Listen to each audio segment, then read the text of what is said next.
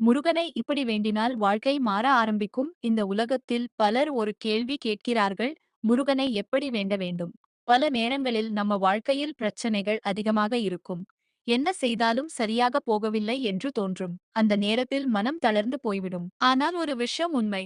மனதார முருகனை நினைத்து வேண்டினால் வாழ்க்கையில் பல தடைகள் மெதுவாக விலக ஆரம்பிக்கும். முருகன் என்பது வெறும் கடவுள் மட்டுமல்ல. அவர் ஞானத்தின் வடிவம். அவர் துணிவின் வடிவம். அவர் நம்பிக்கையின் வடிவம். எப்படி வேண்ட வேண்டும்? முருகனை வேண்ட பெரிய மந்திரங்களோ பெரிய பூஜைகளோ அவசியமில்லை. முதலில் மனம் அமைதியாக இருக்க வேண்டும். ஒரு அமைதியான இடத்தில் உட்கார்ந்து கண்களை மூடி முருகனை நினைத்து சொல்லுங்கள், முருகா, என் வாழ்க்கையில் சரியான பாதையை காட்டுங்கள். இந்த ஒரு வார்த்தையை மனதார சொன்னாலே போதும். எப்போது வேண்ட வேண்டும்? முருகனை எந்த நேரத்திலும் வேண்டலாம். ஆனால் அதிகாலை நேரம் மிகவும் சிறந்தது. அந்த நேரத்தில் மனம் அமைதியாக இருக்கும். அந்த நேரத்தில் செய்யும் வேண்டுதல் மனதில் ஆழமாக பதியும். ஒரு சிறிய மந்திரம் பலர் தினமும் சொல்லும் ஒரு எளிய மந்திரம்.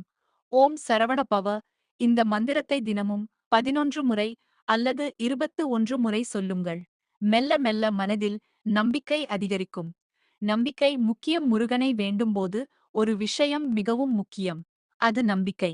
சில நேரங்களில் வாழ்க்கையில் எதுவும் சரியாக நடக்கவில்லை என்று தோன்றும். ஆனால் அந்த நேரத்தில் கூட மனதில் சொல்லுங்கள், முருகா, என்னை கைவிடாதீர்கள். அந்த நம்பிக்கை தான் வாழ்க்கையை மாற்றும். வாழ்க்கையில் எல்லாம் உடனே மாறாது. ஆனால் மனதார வேண்டிய வேண்டுதல் ஒரு நாள் கண்டிப்பாக பலன் தரும். முருகனை மனதார நினைத்து வேண்டுங்கள். அவர் உங்கள் வாழ்க்கையில் சரியான பாதையை காட்டுவார்.